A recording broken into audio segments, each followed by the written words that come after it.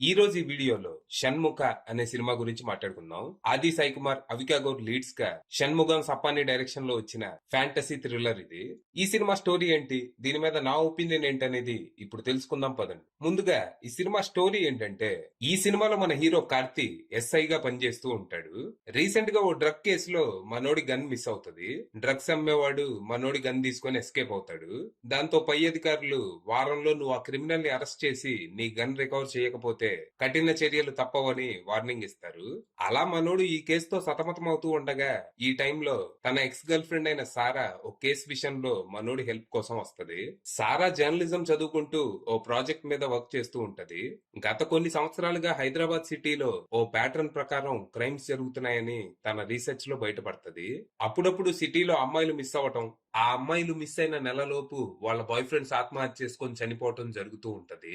ఇలాంటి కేసులు సిటీలో చాలానే రిజిస్టర్ అవుతాయి గానీ అన్ని వేరు వేరు స్టేషన్స్ లో రిపోర్ట్ అవడంతో ఈ ప్యాటర్న్ ఎవరికీ అర్థం కాదు. కానీ మన సారా దీన్ని కనిపెట్టి దీని వెనక ఎవరున్నారో బయట పెట్టాలని మన హీరో హెల్ప్ అడుగుతుంది. ముందు మనోడు ఈ కేసుని టేకప్ చేయడానికి తటపటాయించినా తర్వాత తనకి హెల్ప్ చేయడానికి ఒప్పుకొని ఇన్వెస్టిగేషన్ స్టార్ట్ చేస్తాడు. ఆ ఇన్వెస్టిగేషన్ లో తను ఆల్రెడీ ఇన్వెస్టిగేట్ చేస్తున్న డ్రగ్ కేస్ కి, సారా ప్రాజెక్ట్ కి కొన్ని లింకులు బయటపడతాయి. అలాగే సిటీలో అమ్మాయిల మిస్సింగ్ వెనుక, అబ్బాయిల ఆత్మహత్యల వెనుక ఓ అసాధారణమైన కారణం ఉందని కూడా బయటపడుతుంది.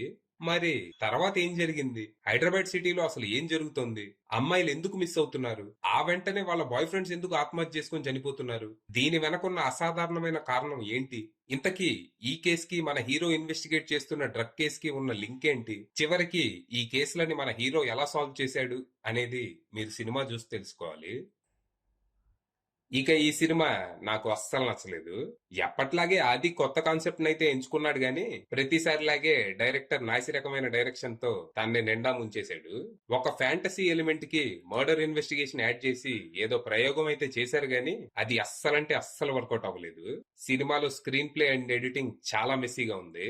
కొన్నిసార్లు అసలు సినిమాలో ఏం జరుగుతుందో కూడా అర్థం కాదు. ఒక సీన్ కి సంబంధమే ఉండదు.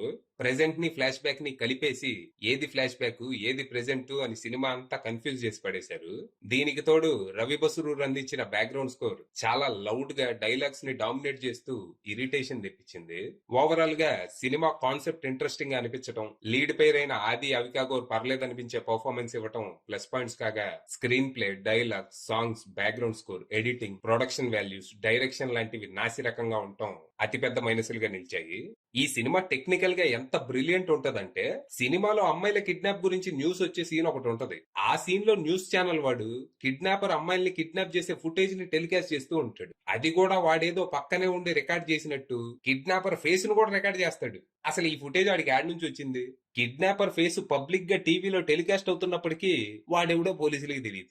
ఇలా టెక్నికల్లీ బ్రిలియంట్ అనిపించే సీన్లు సినిమాలో ఒక 12 దాకా ఉన్నాయి. ఇలాంటివన్నీ చేసే పని మీద ఇంట్రెస్ట్ లేనప్పుడే జరుగుతూ ఉంటాయి. అంత కష్టమైనప్పుడు ఎందుకు సినిమాలు తీసి మమ్మల్ని చంపటం? అది విషయం.